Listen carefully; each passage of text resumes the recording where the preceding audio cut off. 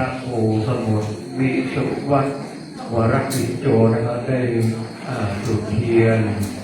ถวายยังพระพุทธนะครับจุดเทียนทูปบูชาพระรัตนตรัยขอกราบพระราชนิมนต์พระโพธิ์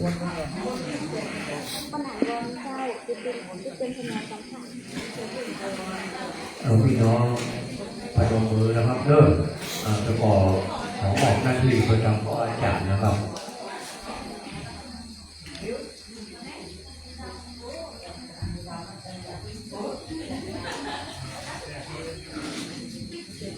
ต่อไป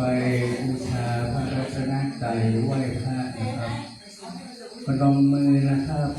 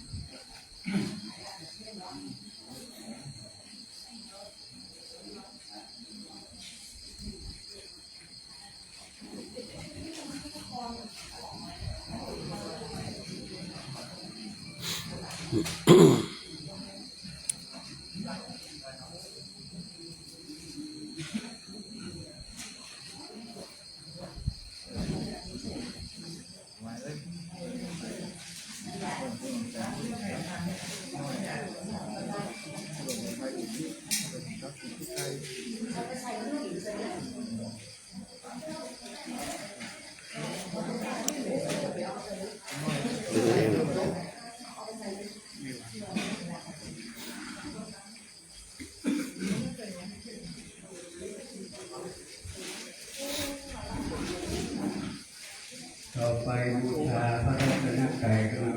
กราบหนึ่งกราบสองกราบสามอิมินาสการเรนะพุทธังอภิปูชยามะอิมินาสการเรนะธัมมังอภิปูชยามะอิมินาสการเรนะสังฆังอภิปูชยามะอะระหังสัมมาสัมพุทโธภะคะวาพุทธังภะคะวันตังอภิวาเทมิสวากขาโตภะคะวะตาธัมโมธัมมังนามัสสามิสุปฏิปันโนภะคะวะโตสาวกสังโฆสังฆังนามามิต่อไปพระสงฆ์จะได้มาตรวจที่ทำเจ็ดคำปีครับ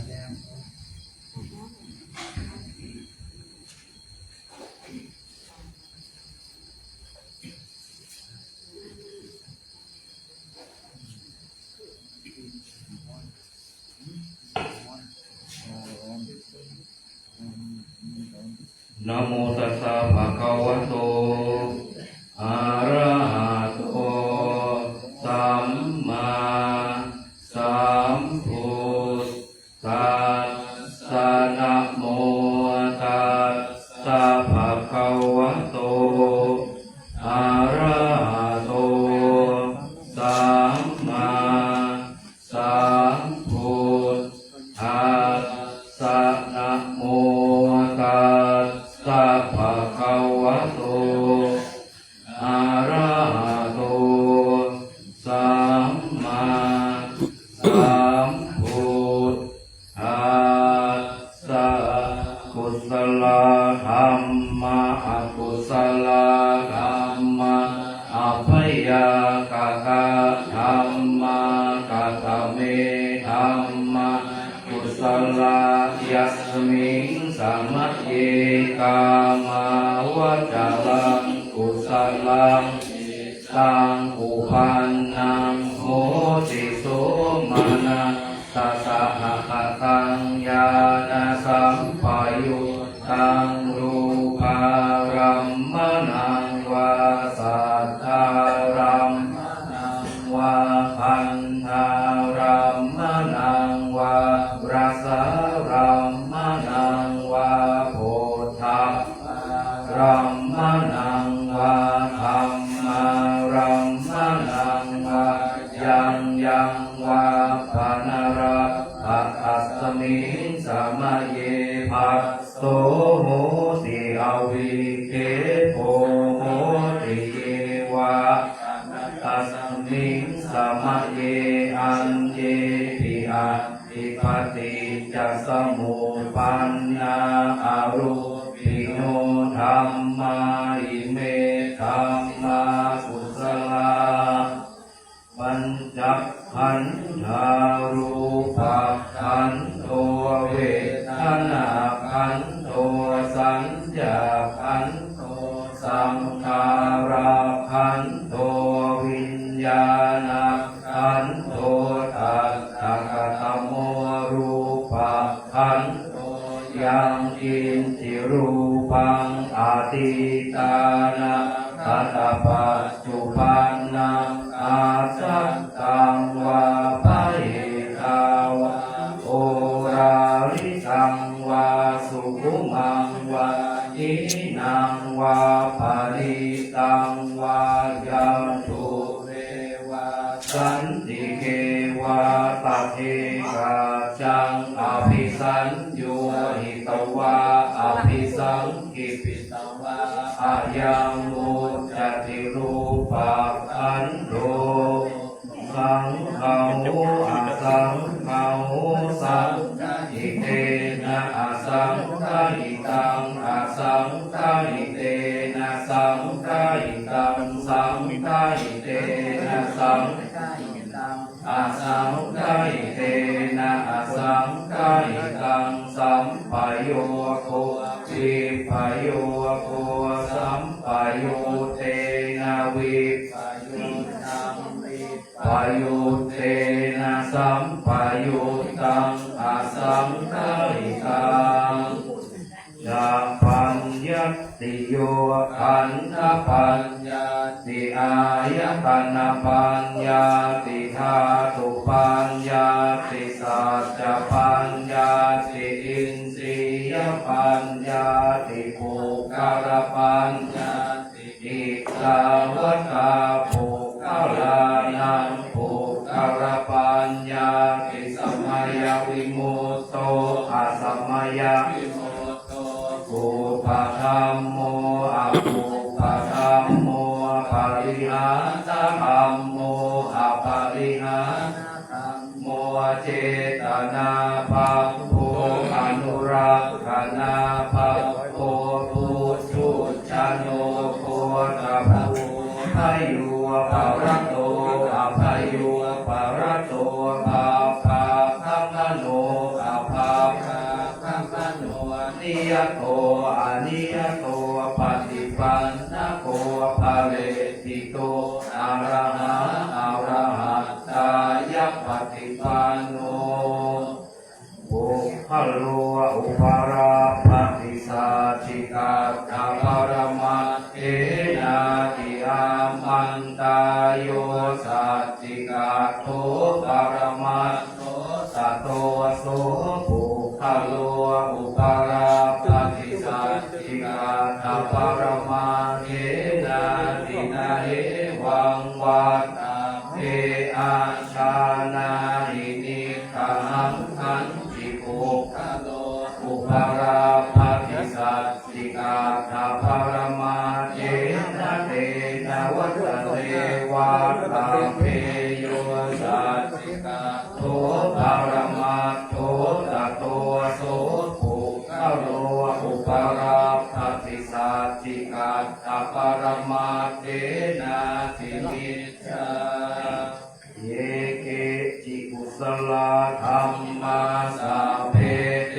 กุสลมูลาเยวะปะนะกุสลมูลาสัพเพเตธัมมากุสลาเยเกจิกุสลธัมมาสัพเพเตกุสลมูเลนะเอกมูลาเยวะปะนะกุสลมูเลนะเอกมูลาสัพเพ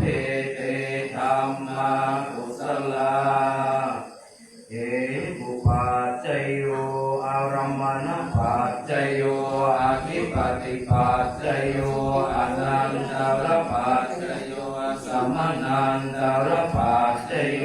สหชาตปัจจโยอัญญมัญญปัจจโยนิสยปัจจโยอุปนิสยปัจจโยปุเรชาตปัจจโยปัสสะชาตปัจจโย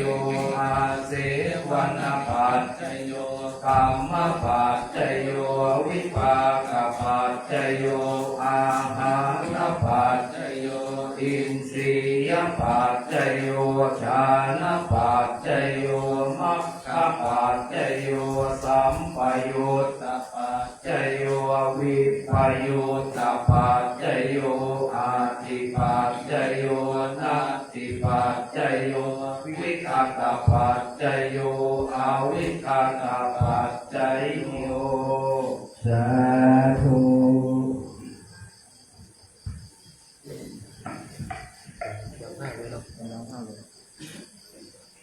ครับที่ทางคณะสัตยาพวกเป็นพี่น้องได้สดับรับฟังในการสวดพระอภิธรรมในคำคืนนี้เพื่ออุทิศส่วนบุญกุศลประทุมผู้ที่ไว้ชวนไปเมื่อจะก่อนพงบินนะครับซึ่งระดับต่อไปก็จะได้กราบเรียนเชิญสี่ท่านนะครับได้ทอดผ้าเข้ามานะครับทอดผ้าความสมบูรณ์นะครับในค่ำคืนนี้จำนวนอยู่สี่ท่านด้วยกันนะครับก็ท่านแรกขอเรียนเชิญท่านก็หลวงสมศักดิ์สิทธิชัยนะครับอดีตผู้ใหญ่บ้านการสัตรองเป็นท่านแรกแล้วต่อไปก็ขอเชิญก็หลวงอุทัยสุทธินะครับอดีตผู้ใหญ่บ้านสัตรองอดีตนะครับท่านสทนะครับเทศบาลเมืองแก่ของเรานะครับแล้วก็ขอเชิญคุณแม่บุญนิสาดำอุดมนะครับแล้วก็ขอเรียนเชิญแม่พ่องทองคำพงวินนะครับทั้งสี่ท่านนะครับได้เข้าร่วมประเคนนะครับหรือว่าทอดผ้าบางผ้าฝั่งสกุลนะครับขอเชิญเวลานี้เลยนะครับขอเชิญครับ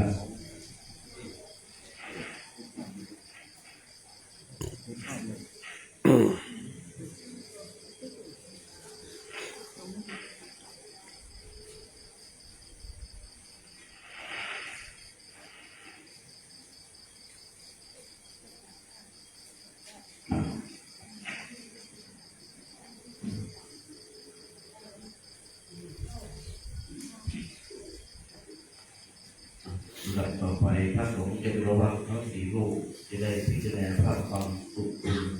ชุดนี้อานิจจาวาตาสังขาราอุปาทวยธรรมิโนอุปัชชิตวานิรุชันติเตสังอุปัสสโมสุโขอานิจจาวาตาสังขาราอุปาทวยธรรมิโนอุปัชชิตวานิรุชันติเตสังอุปัสสโมสุโขอานิจจาวาตาสังขาราอุปาทวยธรรมิโน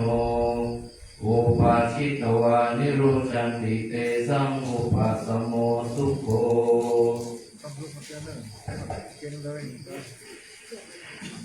ขอกราบขอบคุณนะครับทางสี่ท่านนะครับที่เขาร่วมในการทอดผ้านะครับได้ของผ้าบางสกุลนะครับครับซึ่งระดับต่อไปเราก็จะได้ถวายปัจจัยนะครับกับพระสงฆ์ที่ได้การสวดพระอภิธรรมในคืนนี้นะครับขอเชิญคุณวีรพงษ์พงมินนะครับเข้าประเคนท่านแรกแล้วก็ขอเชิญคุณชาตรีพงมินแล้วก็คุณสุภาพรพงมินแล้วก็คุณสุวิบลนะครับสุวรรณะนะครับทางสี่ท่านได้เข้าเจ้าภาพในการสวดพระอภิธรรมในครั้งนี้นะครับ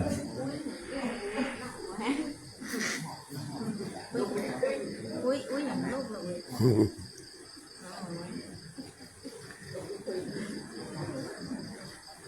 โอเคแล้ว ก็พอดีว่ายกมาเลยสักทีเลย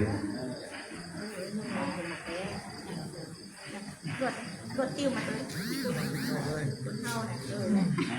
หลังจากประเทศเรียบร้อยก็เตรียมที่จะทำพระสงฆ์ที่ตรวจป้ายพิธามถ้าว่าจะได้รุ่งพรนะครับ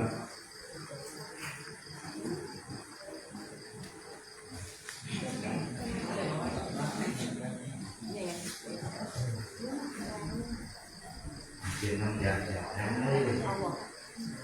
ยะถา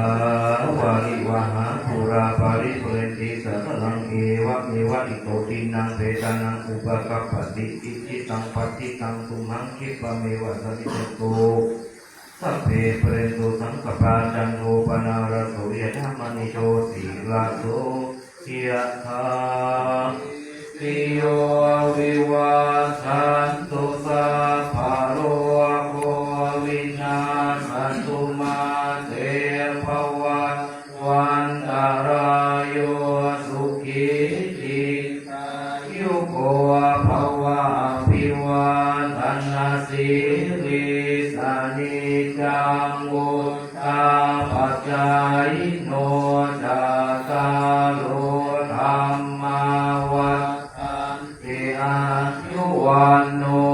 สุขังอ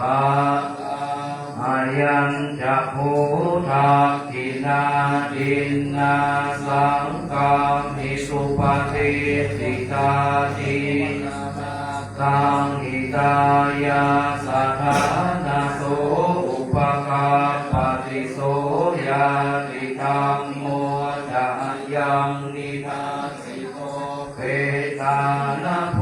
ชาจักตาอุราลาภารัญจะภิกขุนัมมโนปะทินังตุเมหิปุญญาปัสสุตังอนาปกันติภวตุสัพพะมังคลังรักขันตุสัพพะเทวตาสัพพะพุทธานุภาเวนัสสตาโสติภวันตุเตภวตุสัพพะมังคลังรักขันตุสัพพะเทวตาสัพพะธัมมานุภาเวนัสสตาโสติภวันตุเตภวตุสัพพะมังคลังรักขันตุสัพพะเทวตาสัพพะสังฆานุภาเวนัสสตาโสติภวันตุเตสาธุ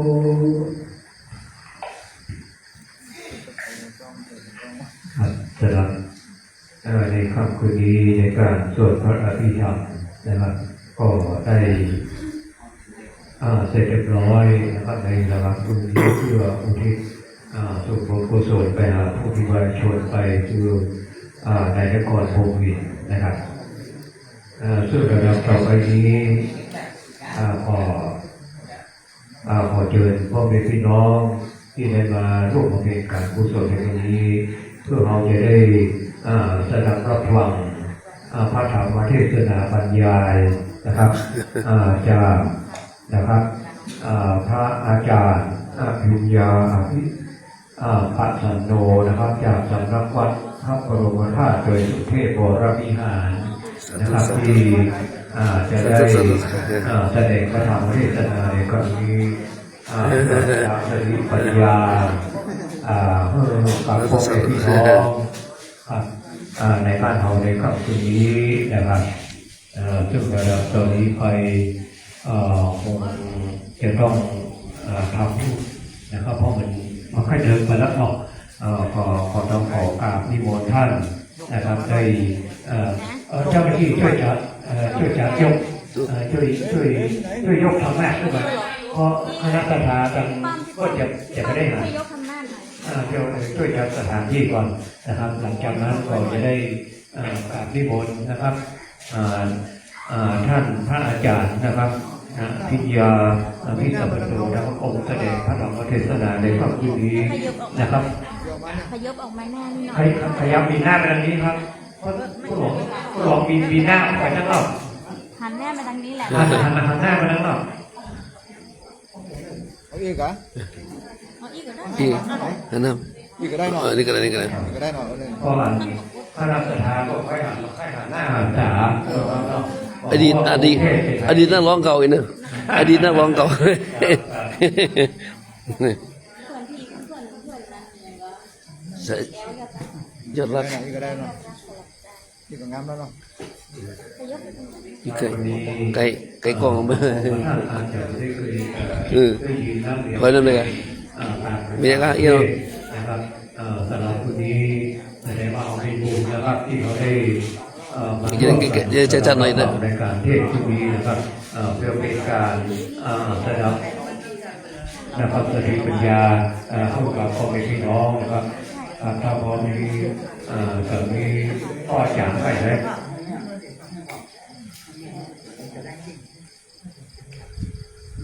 พร้อมนะที่เราได้บอกนะออกกันที่โมเดลนะครับ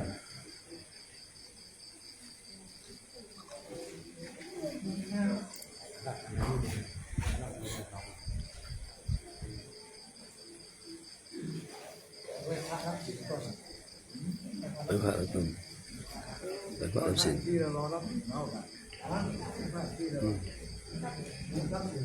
สินอันสิน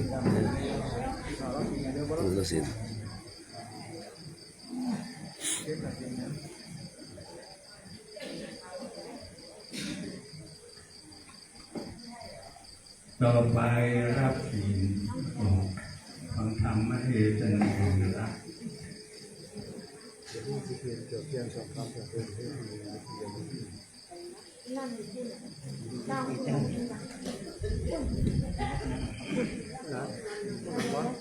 ทียนสองคำอยู่บนเทียนสองคำให้รับสิ่งนั่งว่ะนั่งมายังพันเตติสารเนนะสาหะปัญจศีลานิยาจา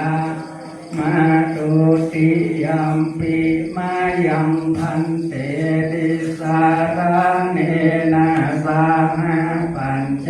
ศีลานิจามาต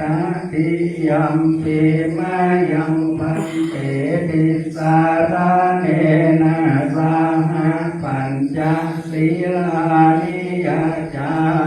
มา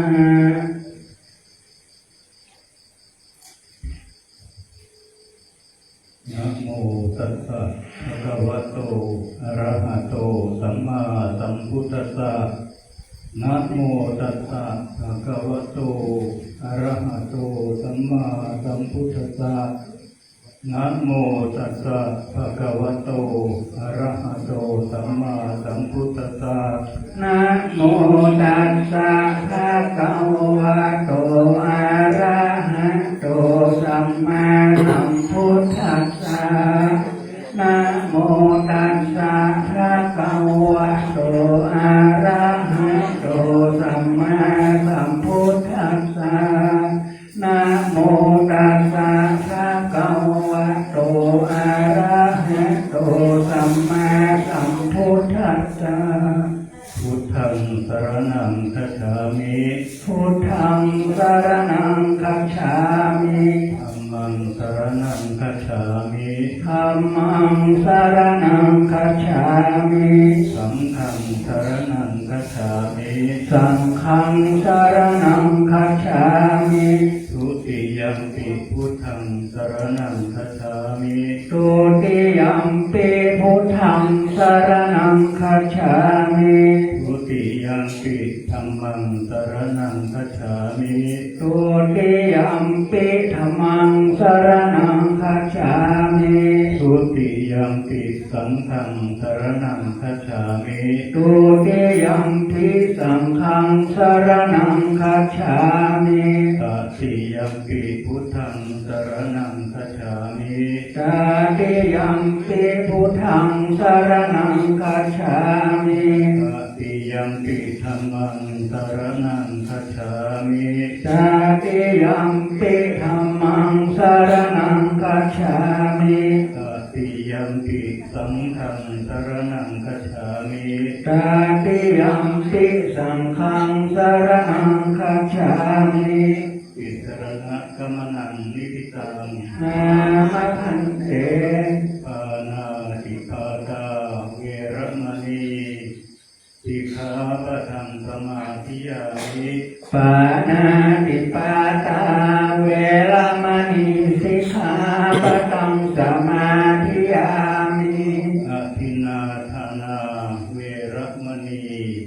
สิกขาปะทังสมาธิยามิอภินาทานาเว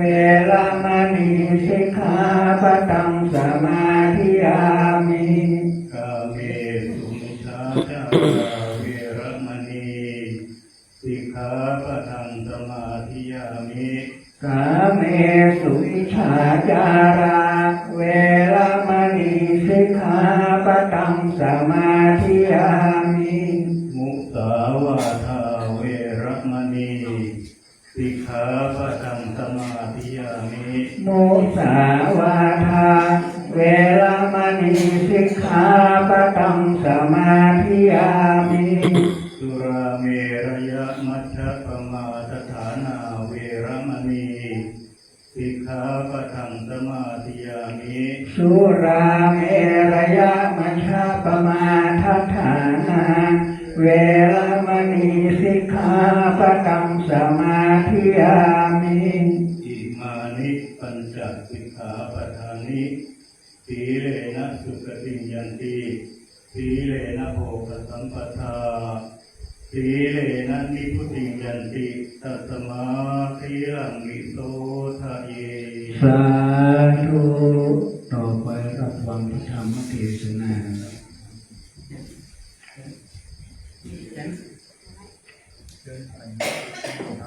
เจอครับ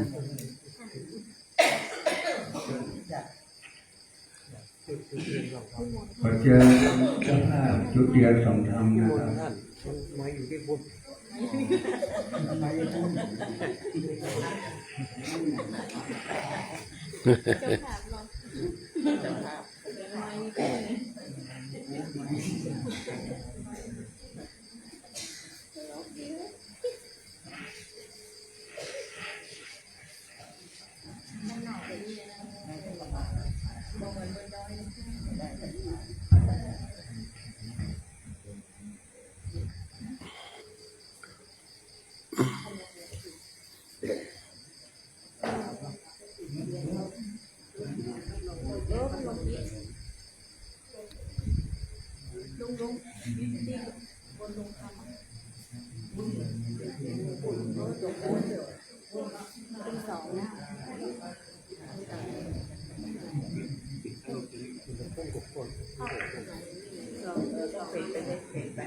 สองเสาหน้าลงเท้า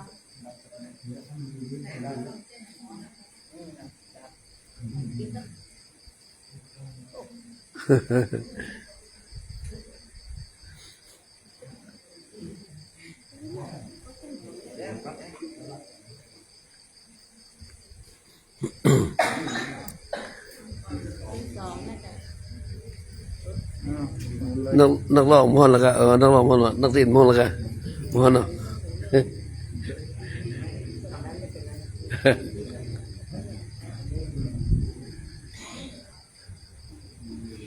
อาราธนาธรรม อมมาเลพระอมมาเลตนองค์เอ็นถ้าต้องเต้นกระดานทองทำอันใดสัตว์ถูกต้องเป็นของแห่งนักปราชญ์ผู้ข้าน้อยขออาราธนาธรรมธรรมังธรรมังมุตตมังปัจฉังอาราธนังกาโลมา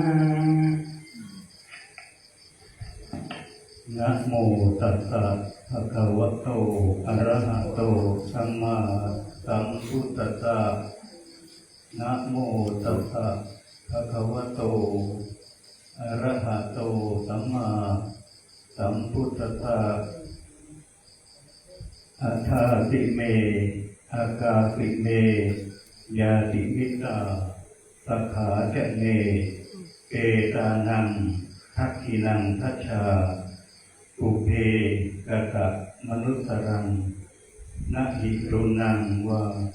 โสโกวายาวัญญาปริเทวนานะตังเกตานะมัทธายะเอวังปิทันติยาตโยติติติขอน้อมแด่องค์สมเด็จพระสัมมาสัมพุทธเจ้าขอน้อมแด่องค์พระเจดีย์วัดอินทศิลป์ขอแสดงความเคารพในบารมีธรรมพระเดชพระคุณพระครู สวดพระครูสมุสวัสดิ์ วิทยาวัฒน์ วรกิโต วรกิโจประธานในวันนี้พระเถรานุเถระทุกรูปและขออนุโมทนาบุญกุศลแด่ญาติพี่น้องของผู้วายชนทุกท่านพร้อมทั้งเพื่อนบ้านได้มาร่วมส่งสรีระสังขารของคุณนครตรงเนียงและนับนี้อาตมาภาพจะได้แสดงพระธรรมเทศนาในแบบบรรยายพระต่างนะเพื่ออนุโมทนาบุญกุศลราศีทักษิณานุปทานกิจที่ท่านเจ้าภาพพร้อมด้วยญาติทั้งใกล้และไกลได้มาร่วมบำเพ็ญให้เป็นไปณเวลานี้ก็เพื่ออุทิศส่วนบุญกุศลทักษิณานุปทานนี้ไปให้แก่นายนครตรงดินผู้ลงไปแล้วนั้นอันว่าความตายไม่มีใครปรารถนาและมักจะถูกรังเกียจแม้พูดคำว่าตายบางทีก็ถูกต่อว่าหาว่าปากไม่ดีหากจะคิดที่เป็นมงคลคิดไม่เป็นมงคลในเรื่องนี้สมเด็จพระทศพลสัมมาสัมพุทธเจ้าตรัสว่าวิสัยบัณฑิตผู้มีปัญญาพึงทำอุปสรรคให้เป็นอุปกรณ์ทำสิ่งที่มีปกติเป็นโทษให้กลายเป็นคุณทำสิ่งที่เหลวไหลให้กลายเป็นสาระแปลสิ่งที่เป็นทุกข์ให้กลายเป็นสติปัญญาความตายเป็นการสิ้นสุดปัญหาทุกอย่างไม่ต้องดิ้นรนไฟฟ้าแสวงหาแข่งแย่งสิ่งดี สิ่งเด่นกับใครที่กล่าวมาเป็นการมองในทางโลกแต่ถ้ามองในทางธรรมแล้วจะเห็นว่าความตายนั้นมีสาระคำนึงถึงอันนี้หนึ่งได้เห็นความดีค่าแห่งชีวิตปรากฏเด่นชัดของผู้ตายสองได้ความสามัคคีปรองดองทำให้เกิดความเห็นอกเห็นใจไม่ทอดทิ้งนิ่งดูดายสามได้มองเห็นสัจธรรมทุกอย่างเกิดขึ้นตั้งอยู่และดับไปสี่ได้รีบทำความดีได้รีบทำที่พึ่งเอาคนตายเป็นครูเอาคนอยู่เป็นนักเรียนดังปัญหาถามตนเองตั้งปัญหาถามตนเองเสมอว่าทำอย่างไรหนอเวลาเราตายคนภายหลังเขาจะได้ไม่ลืมเรื่องนี้พระพุทธเจ้าได้ตรัสไว้ว่าอย่าประมาทให้รู้จักเตรียมพร้อมตายไว้เสมอดังท่านกล่าวว่าเกิดเป็นคนให้เตรียมตัวก่อนตายให้เตรียมกายก่อนแต่งให้เตรียมน้ำก่อนแล้งให้เตรียมแล้งก่อนเดินทางเรื่องนี้พระพุทธองค์ทรงแสดงไว้ว่า อัชเวอัชวะกิจจะมาตปังโกสัชชาโกชัญญามรณังสุเวนะหิโนสังฆรัตเตนะมหาเสเนนะมัจจุนาแปลว่าให้รีบทำความดีเสียแต่ในการแบบนี้ใครเล่าจะรู้จักความตายว่าจะเกิดในวันพรุ่งนี้เพราะเราไม่สามารถต่อสู้เอาชนะพยามัจจุราชได้เพราะฉะนั้นชีวิตจะมีค่าก็ต่อเมื่อมีดีและมีคุณทั้งคุณประโยชน์และคุณความดีอันความดีมีค่ายิ่งกว่าทรัพย์ช่วยให้ผู้บำเพ็ญไม่ตกอับในขณะมีชีวิตหรือล่วงลับไปแล้วสำหรับการแสดงธรรมในวันนี้ดำเนินความตามพระพุทธาสานีที่องค์สมเด็จพระชินวรสัมมาสัมพุทธเจ้าได้ตรัสไว้ดังได้อัญเชิญมาเป็นนิเขปบทเบื้องต้นว่าอาคาสิเมอาการสิเมเป็นต้นความว่าวินยูชนเมื่อมาผลคิดคำนึงถึงอุปการะคุณที่ท่านผู้จากไปได้กระทำไว้แล้วเราพึงทักษิณาทานให้แก่ท่านเหล่านั้นผู้ล่วงลับไม่ควรจะร้องไห้โศกเศร้าคร่ำครวญรำพันเพราะการโศกเศร้าย่อมไม่เกิดประโยชน์แก่ผู้ตายองค์สมเด็จพระสัมมาสัมพุทธเจ้าตรัสไว้ว่าการร้องไห้คร่ำครวญโศกเศร้าเสียใจเหล่านั้นไม่ยังประโยชน์อันใดแก่ผู้ตายผู้ตายจะกลับมามีชีวิตขึ้นมาก็หาไม่เพราะฉะนั้นเราจึงแนะนำให้ทำบุญอุทิศไปให้เรียกว่าทักษิณานุปทานกิจดังแสดงมาการที่ท่านเจ้าภาพตระกูลพรหมินทร์วันนี้ได้พร้อมด้วยมิตรสหายสายโลหิตบำเพ็ญทักษิณานุปทานกิจณเวลานี้ก็นับได้ว่าเป็นการประพฤติที่ถูกต้องตามจารีตของผู้เป็นบัณฑิตกุศลกรรมทั้งปวงที่เราพึงทำด้วยกายวาจาจิตจะนำให้ผู้วายชนไปสู่สุคติโลกสวรรค์ผลบุญนั้นยังแผ่ไปถึงสัตว์โลกทั้งหลายที่ล่วงลับไปแล้วได้เสวยสุขแห่งบุญนี้ด้วยอันหนึ่งการคาดคาดจากสิ่งที่รักที่ชอบใจย่อมเป็นธรรมดาของสัตว์โลกทั้งมวลใครจะหลีกเลี่ยงไม่ได้เมื่อมีเกิดแล้วก็ต้องมีตายเป็นของคู่กันมีประสบแล้วก็ต้องมีคาดคาดการที่จะหลีกเลี่ยงความตายความเจ็บความตายความวิปโยคคาดคาดจากของที่รักที่ชอบใจนั้นเป็นไปไม่ได้เพราะ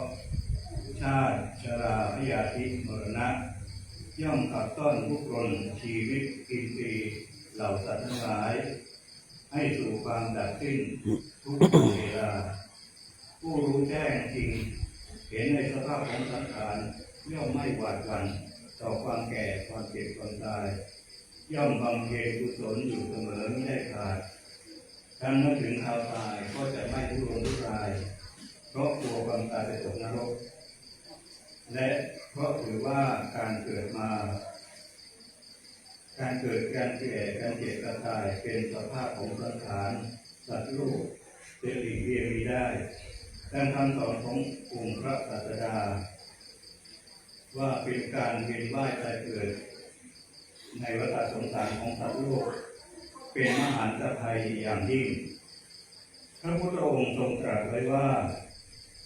ผู้ที่จะบรรลุธรรมหรือพ้นทุกข์ในวัฏสงสารมีเพียงมนุษย์กับเทวดาเท่านั้นและผู้ที่จะเข้าสู่กระแสแห่งพระนิพพานก็มีเพียงมนุษย์เท่านั้นส่วนเทวดาก็ต้องกลับมาเกิดมาเป็นมนุษย์และปฏิบัติตามคำสอนของพระบรมศาสดา ถึงจะเข้าสู่กระแสพระนิพพานเพราะฉะนั้นเราทุกคนที่เกิดมาจงภูมิใจที่ได้เกิดมาเป็นมนุษย์ในชาตินี้และเป็นคนไทยและเป็นศูนย์กลางของพุทธศาสนาโลกเรามีโอกาสมากกว่าคนทั้งโลกจงอย่าให้โอกาสนี้สูญเปล่าเพราะความประมาทอาตมาอยู่บนวัดพระธาตุดอยสุเทพเห็นนักท่องเที่ยวมาจากต่างประเทศทั่วโลกอาตมายังนึกว่าเราเกิดเป็นคนไทยเราโชคดีกว่าคนทั้งโลกเพราะฉะนั้นการที่เราได้เกิดมาเป็นมนุษย์ในชาตินี้ก็เพราะอดีตเรามีศีลห้าแต่ถ้าเราไม่มีศีลห้าในชาติปัจจุบันโอกาสที่จะได้กลับมาเป็นมนุษย์นั้นยากมากพระพุทธเจ้าทรงตรัสถามพระสาวกว่าดินที่ติดปลายเล็บของพระองค์กับดินในมหาปฐพีอันไหนมากกว่ากันฉันใดก็ฉันนั้นผู้ที่ตายจากโลกนี้ไปแล้วโอกาสที่จะได้กลับมาเป็นมนุษย์อีกนั้นเท่ากับเศษดินปลายเล็บของพระพุทธองค์บุคคลที่คิดว่าตายครั้งเดียวเกิดครั้งเดียวบุคคลนั้นถือว่าเป็นผู้ที่สงสารเป็นผู้ที่น่าสงสารที่สุดเพราะโอกาสที่จะได้กลับมาเป็นมนุษย์นั้นยากมากฉะนั้นเวลาที่เหลือของเราทั้งหลายจงรีบทำความดีทำตามคำสอนของพระพุทธองค์เริ่มจากทานศีลสมาธิจนเกิดปัญญาเห็นภัยในวัฏสงสาร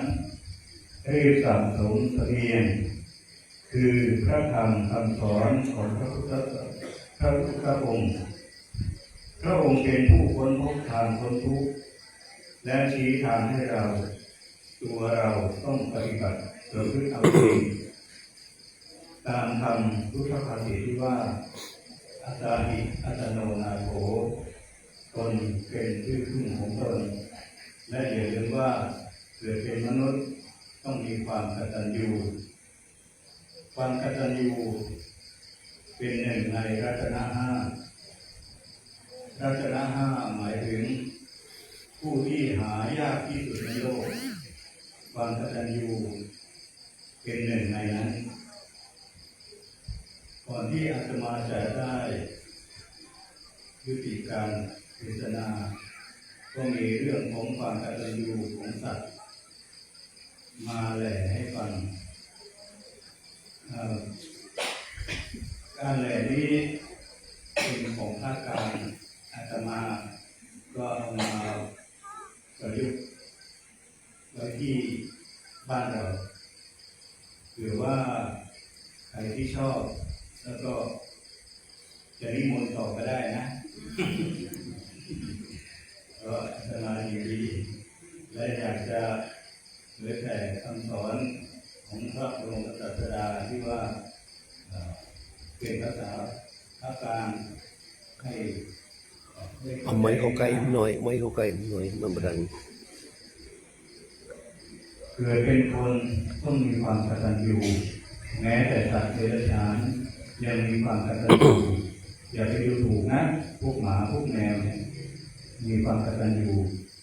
คนเราถ้าไม่มีความกตัญญูก็ต้องอายพวกนี้อยู่แล้ววันนี้อาตมาจะมาแหล่ในบทแหล่ของพระโพธิรมซึ่งแหล่ไว้เมื่อ70 กว่าปีคนรุ่นใหม่ไม่เคยได้ยินมันเขาเป็นแหล่ที่นึกถึงความกตัญญูของสัตว์ชนิดหนึ่งเรียกว่าไก่บังดาวลูกไก่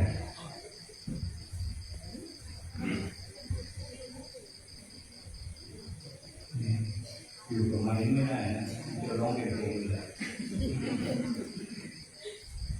โอ้ชีวิตคิดทำไมว่าใครหนอใครอากาศสิทธิ์ของพิวะหรือของพระองค์เจ้า บางกำเนิดเกิดมาพอลืมตามองโลกบางทีโชคบางอับโชคมีสุขโศกละคนเฝ้าว่าจอมนราภิกษุท่านสอนพุทธบริษัทเป็นธรรมะปรมัตถ์อ้างถึงอำนาจกรรมเก่าว่ากุตราธรรมามนุษย์เกิดมามีสุขอกุตราภายทุกข์ดังไฟที่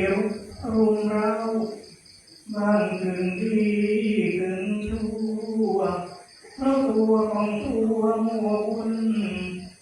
สร้างทั้งบุญทั้งบาปเหมือนดังที่ขาดช่วยเขาผมมิใช่บัณฑิตอันมีจิตใจที่จะเป็นนักเทศนามาเป็นประจายั่วเย้าจึงตั้งศรัทธาสาวกเรื่องยาจกยากจนมีตากับยายสองคนลูกบ้านอยู่บนละเทิงเขาแกเลี้ยงแม่ไก่อูมีลูกอยู่7 ตัวเช้าก็ออกขึ้นรั้วจิตกินเม็ดถั่วเม็ดข้าวเวลามีเหี่ยวเที่ยวโทนางแม่ก็อกอีกุมทางโตที่ออกกลุ่มพาลูกทั้งกลุ่มเข้าเล้าแม่จะปลอบควันลูกเปลี่ยนทุกลุกควันลูกตอบเจียบเปลี่ยนทั้งที่ควันพยาวแล้วเขี่ยเท้าออกเรือต่างบุยเรือออกให้ลูกไก่แม่ไก่ไร้ทุกข์ที่ไม่มีทุกข์ได้เท่าถึงข้าวจะกินชีวิตเมื่อใครอาทิตย์อัสดงมีภิกษุ1 องค์เดินออกจากดงชายเขาผู้ดงเดียวดนดังเห็นสายันสมัยจึงตามรถกันทันใดหลังบ้านตายายผู้เฒ่าอยากรู้เรื่องโตไหมครับอยากรู้เรื่องโตก็ต้องพากันใส่ตองแล้วฟังเอาเตรงเตรงเตรงเตรงเตรงเตรงเตรงเตรงเตรงเตรงเตรงพระผู้ดงลงตกตะวันก็หมดแสงทองอาศัยทงทองชันนาที่ลอยขึ้นมายอดเขาฝ่ายวัดทองยายตาเกิดศรัทธาสงสารพระผู้พิธาจารย์ต้องขาดอาหารมื้อเช้า